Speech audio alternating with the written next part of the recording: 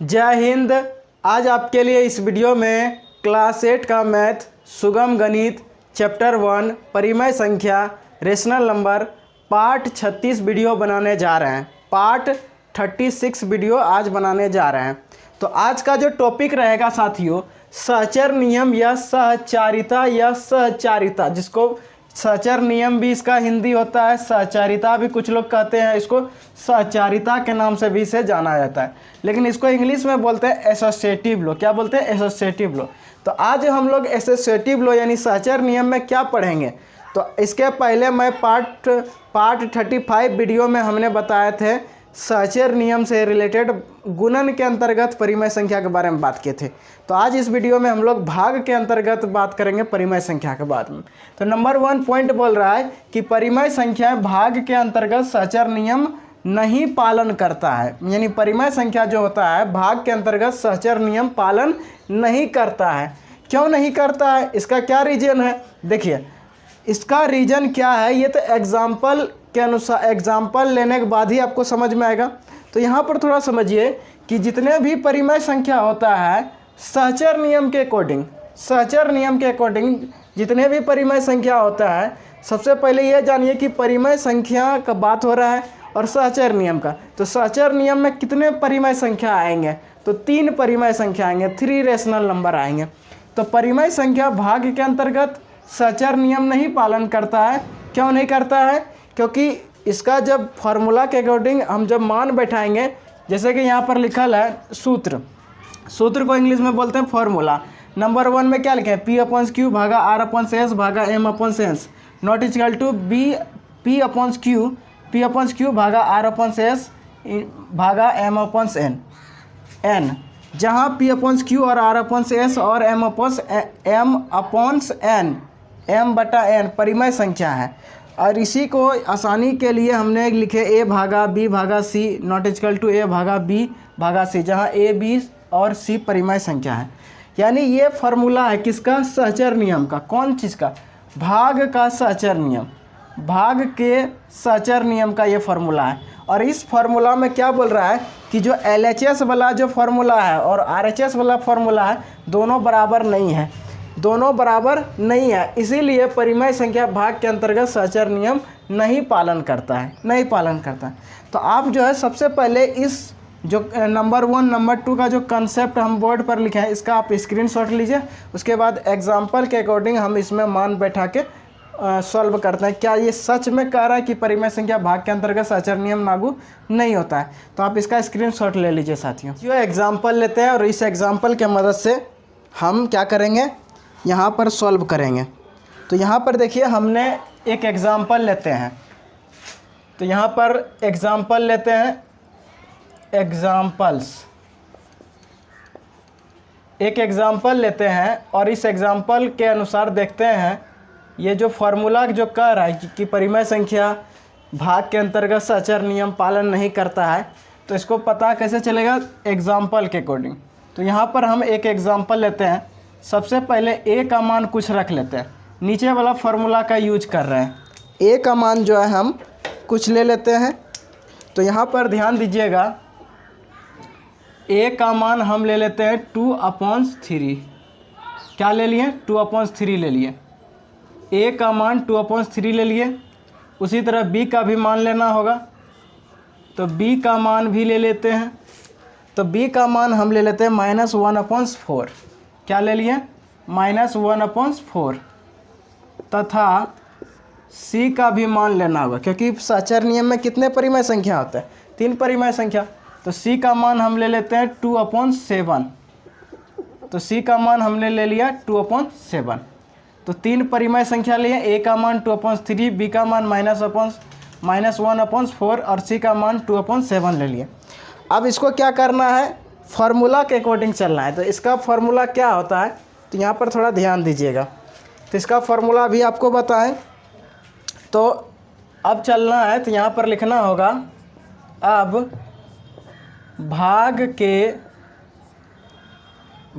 के सहचर्य नियम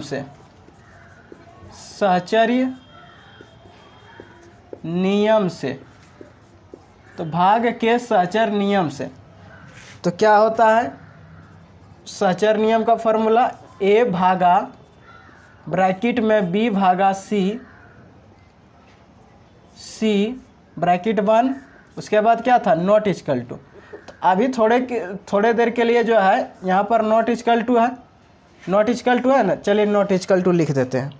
उसके बाद क्या है A भागा B भागा C, यही है सहचर नियम का फॉर्मूला, यही है। अब क्या करेंगे इसमें मान बैठाएंगे। तो A का मान कितना है 2/3, चलिए A के पोजीशन पर 2/3 रख दिए, भागा B का मान कितना है -1/4 है, भागा C का मान कितना है 2/7 है। उसके बाद नॉट इक्वल टू।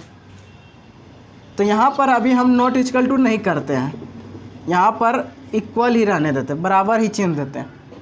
उसके बाद A का मान क्या है 2/3, भागा B का मान भी क्या है -1/4 है, और C का मान जो है 2/7 है, क्या है 2/7, ठीक। फिर यहाँ लिखेंगे 2/3 भागा -1/4 गुना 7/2 इक्वल 2/3, भाग को किस में बदलते हैं गुना में। तो क्या करेंगे 4 ऊपर चला जाएगा और -1 नीचे आ जाएगा, फिर इधर भागा 2/7। तो सबसे पहले जब भी करना है ब्रैकेट वाले जो ब्रैकेट में है उसका काम करना है। उसके बाद जो है 2/3, उसके बाद यहाँ देखिए गुना करिए, -1 गुना 7 करेंगे क्या होगा -7, और 4 दूना कितना हुआ 8 इक्वल। तो यहाँ पर करेंगे क्या होगा 4 दूना 8, और 3 गुना -1 करेंगे क्या होगा -3, भागा 2/7, ये हो गया। अब यहाँ पर जो है इसे इधर बनाते हैं इक्वल। अब यहाँ पर देखिए 2/3 है, तो यहाँ पर हम लिख देते हैं 2/3, और भाग को किस में बदलेंगे गुना में।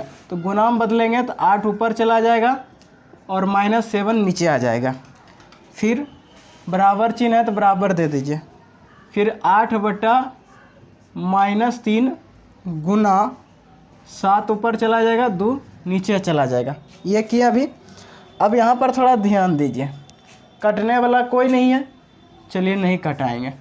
8 गुना 8 दूना कितने हुआ 16, और 7 21 यानी -21 इक्वल 8 से कितने हुआ 56, और 3 दूना 6 -6 आ गया, 3 दूना 6। तो यहाँ पर एक चीज़ देखिए कि ये कट सकता है, ये 2 चौक 8 कट सकता है। तो यहाँ पर हो जाएगा 7 चौक कितना हो जाएगा 28, और ये एक बार -3 गुना 1 करें क्या होगा -3 हो जाएगा। इसलिए LHS और RHS, तो LHS और RHS का मान क्या आपको बराबर दिख रहा है, इधर है 16/-21, इधर है 28/-3, तो बराबर तो नहीं है, तो नॉट इक्वल टू अब होते जाएगा। तो इसीलिए यहाँ पर हम क्या करते जाएंगे नॉट इक्वल टू। इससे क्या पता चला कि जब हम A B C यानी 3 परिमेय संख्या लिए और A का मान B का मान और C का मान 3 परिमेय संख्या ले लिए, और तीनों परिमेय संख्या को जब भाग के सहचर नियम में जब पुट किए, मान रखे, और मान रखने पर जब इसको सॉल्व किए, तो सॉल्व करने पर लास्ट में पता चलता है कि LHS और RHS बराबर नहीं दिख रहा है। तो इसी कारण से परिमेय संख्याएं भाग के अंतर्गत सहचर नियम पालन नहीं करता है, यही रीज़न है। यदि यहाँ पर LHS और RHS बराबर हो जाता तब हम बोल सकते थे कि परिमेय संख्या भाग के अंतर्गत सहचर नियम लागू होता है, लेकिन यहाँ पर नहीं लागू हो रहा है। क्यों? क्योंकि LHS और RHS बराबर नहीं है, लेकिन गुणन के अंतर्गत परिमेय संख्या सहचर नियम लागू होता है, पालन करता है, क्योंकि उसमें LHS और RHS बराबर होता है। यदि उस वीडियो को नहीं देखें तो इसी वीडियो के डिस्क्रिप्शन में लिंक दूंगा साथियों।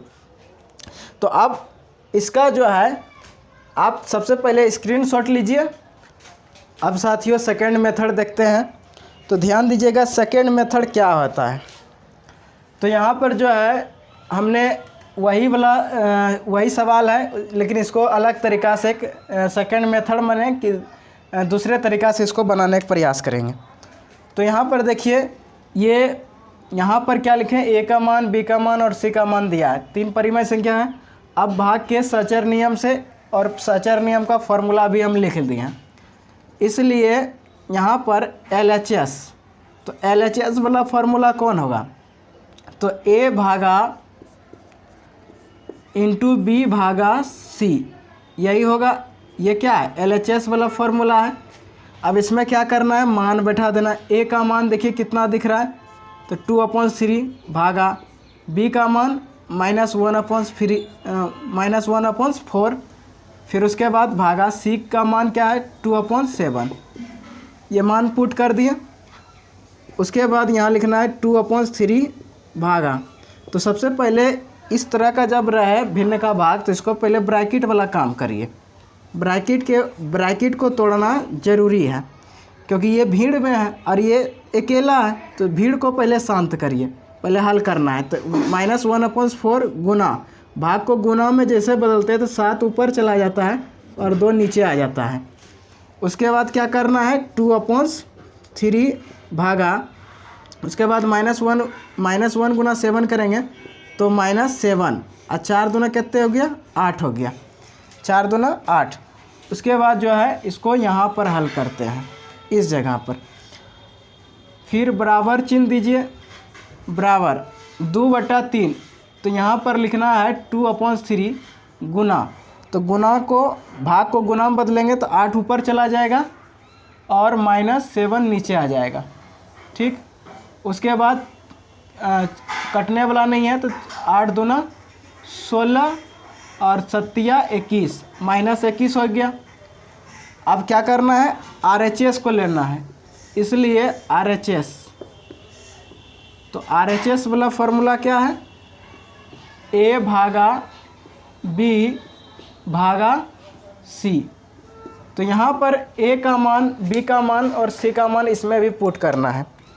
तो A का मान देखिए कितना है 2/3 भागा, और C का मान क्या है -1/4, फिर भागा C का मान क्या है 2/7।